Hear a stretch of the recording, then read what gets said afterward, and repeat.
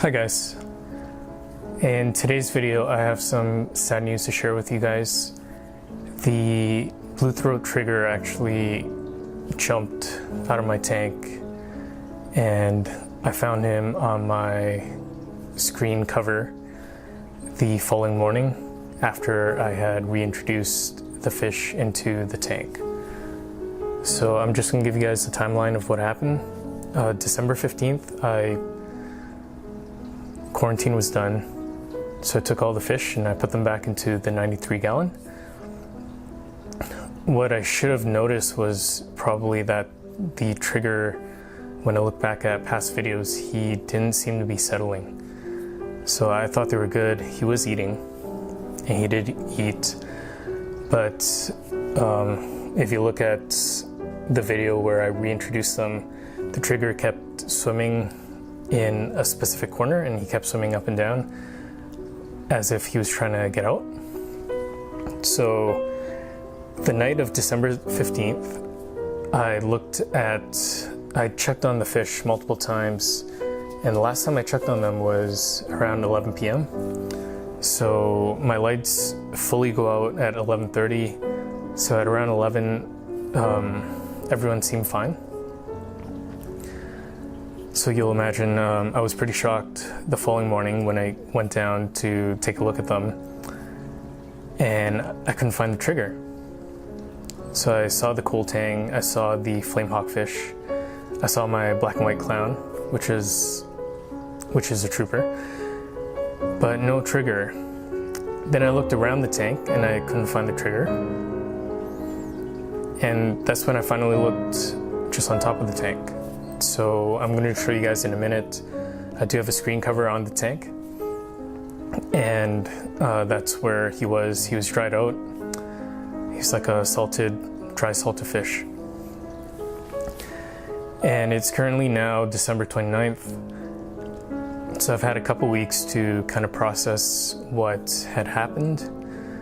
Initially when it happened, I did film a video, because at the end of the day this is a vlog, and it's pretty embarrassing. Well, one, it's embarrassing to lose a fish, and two, the thing with saltwater fish is typically the fish you get, they are one-ofs. So I have one yellow eye cool tang, I had one blue throat trigger, and so when you lose a fish like that, it is way more painful than, say, when I was in the freshwater. I had 30 rummy-nosed tetras in my tank. Every time a tetra died, it didn't really impact me the way losing one of these guys does. So, and of course in freshwater you have, goldfish are very unique, your koi are very unique. There are of course certain fish, the bigger fish, are probably one-ofs. And if you've lost a fish like that, then you're gonna understand like what it's like to lose this trigger. And I haven't had this trigger very long. I've only had it 4 months, 3 of which were spent in quarantine. So it's very important in this hobby, if you are to learn from mistakes, and obviously I made a big one. Prior to moving the fish into quarantine, I did have some of that cross-stitching material kind of glued in spaces that were open to stop the fish from jumping. And I just didn't think about it when I put the fish back. So in a minute, I'm going to show you guys what I've done to hopefully prevent something like this from happening in the future. Okay, so we're back.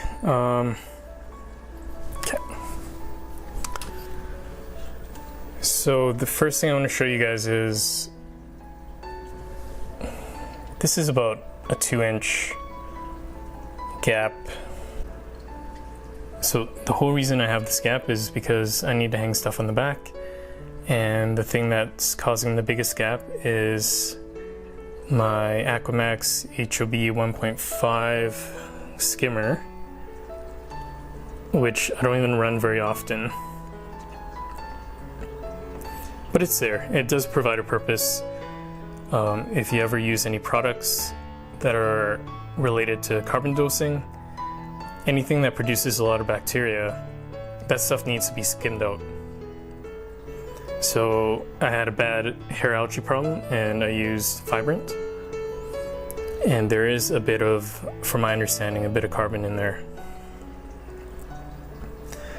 Okay, so I was really scratching my head trying to figure out, well, what can I do here? I have this leftover netting.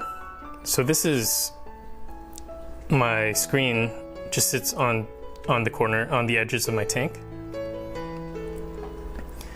And I have this leftover netting. And I decided, at first I taped it. I used some office tape, because office tape doesn't leave a mark. The thing with office tape is it's really weak. So while I was away at Christmas time, I kept thinking about it. And suddenly I realized I had this stuff. So this is Reef Welder plastic epoxy glue. And what it is it's just a bunch of tiny plastic beads. You place them in hot water, or in my case, I used hot water for 5 minutes and it wasn't working, so I used some boiling water and it worked instantly. But once you get it soft enough, it'll become translucent. And at that point, it's malleable, so you can form it into whatever shape you want. So what I did was I just made these clips. So I'm gonna show you guys. That's all it is.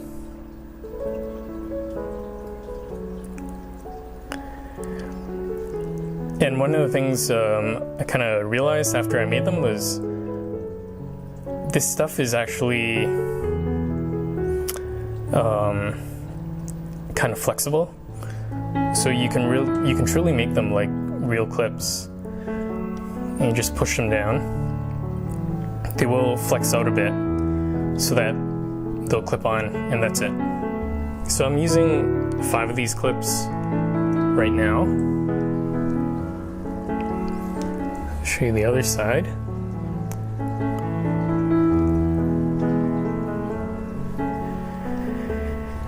And this is obviously not the perfect solution, but I can't think of any other way that I can make something that is going to close up as much area as possible for anything else to jump out. If you guys can, let me know in the comments below. And if you guys don't have any of these, once you start thinking about clips, you could probably use some of those plastic clips that are used for clothes hangers, or for hanging clothes on clotheslines. The only thing with those is they do have a metal component, so if you have salt spray, it's probably going to rust. Nice thing with these is they're just plastic and they're reusable.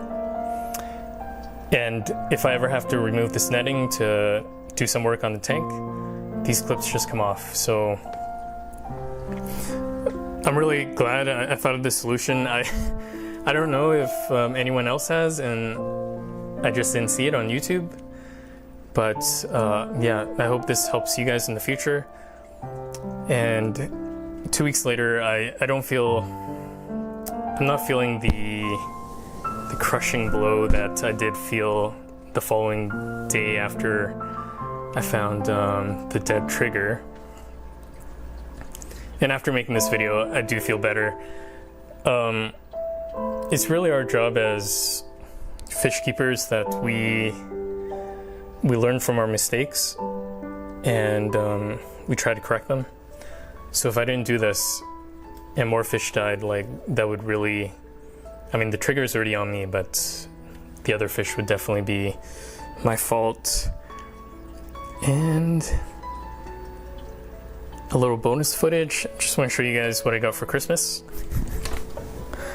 So I got these sweet Super Mario 1 pajama pants. Plus I also got these awesome socks. So the pajamas came from one of my sister-in-laws and the socks came from another. But yeah, they're both great presents. I almost ask for socks. Well, I do ask for socks every year. And I don't ask for very expensive things at Christmas time. The reason being is I'm older, and if I want something expensive, such as power heads for my tank or something, I should be able to afford to buy them. And that's it. So, hey, thank you guys for watching. I hope this has helped, or I hope this will help some of you in the future. So, as usual, thumbs up if you liked it, subs if you loved it. I'll see you guys next time. And once again, happy holidays. Bye-bye.